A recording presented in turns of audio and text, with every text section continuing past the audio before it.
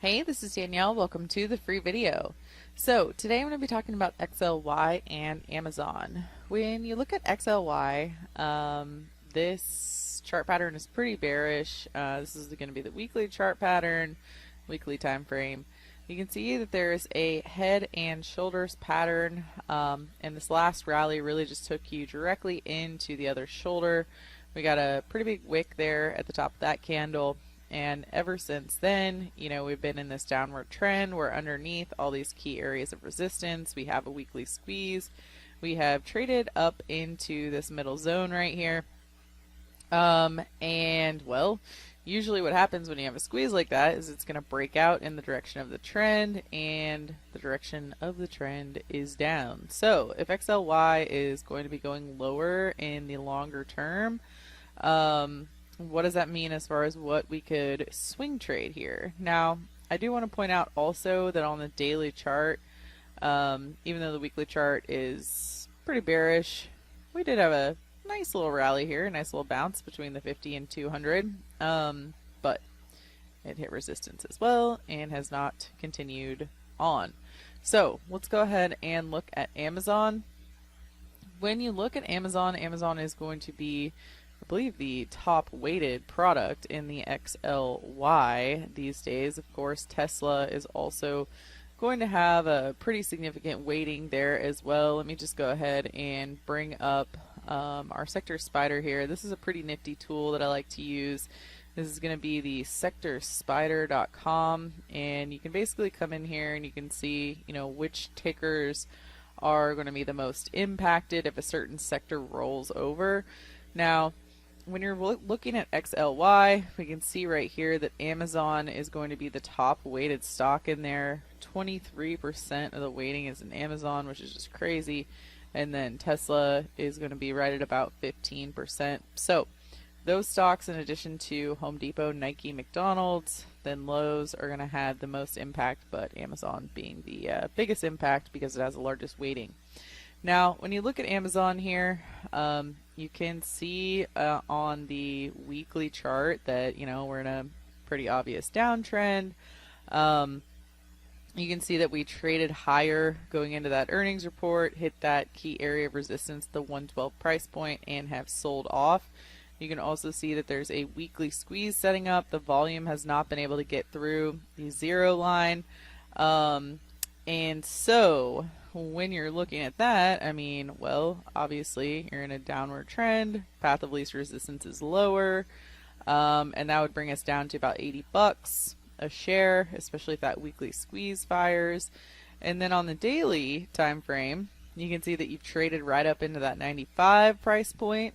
You've got a head and shoulders pattern right there.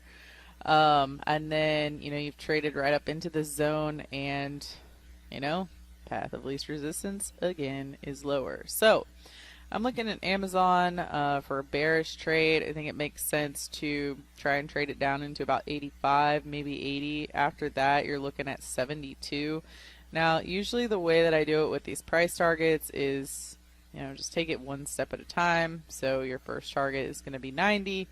Your second target is going to be right around this zone here, and then the third target is going to be at the full extension. So I'm never going to say, oh, I know for sure it's going to make it here. What I do is I target this one, then I target that one, then I target that one. So how would you set this up? Personally, for me, I would like to do it via a bearish butterfly. So if I was going to be targeting that 85 price point, it's a little bit less than 10 bucks to the downside. So I would want to look for, about a $10 range and see, when do I think that Amazon reasonably could move by about $10. That's going to bring you into April. So if you wanted to target, all the way down at 85, you're going to be looking at a move into April. So that would be something like this. Buy a butterfly. Got, let's see, 95, and then 85, and then 75. So, you know, you have about a $2.26 debit, and that would be, you know, $226 per contract. And you have a pretty decent risk to reward ratio there, because, you know, if you're risking 226 a contract and your max profit's 774, well, you know, got a pretty good risk to reward on your debit there. So I do like that. You could also do it a lot shorter term in nature. For example, you could target 90. So if you wanted to target 90, then you're looking at, you know, like March 17th. So you could just change this up, make this a little bit tighter, 95, 90, and then do 85.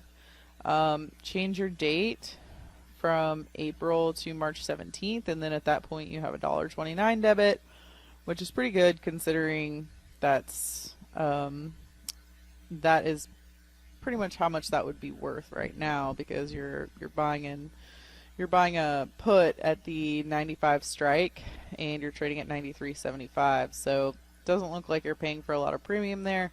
So, you know, at that point you're paying $1.29.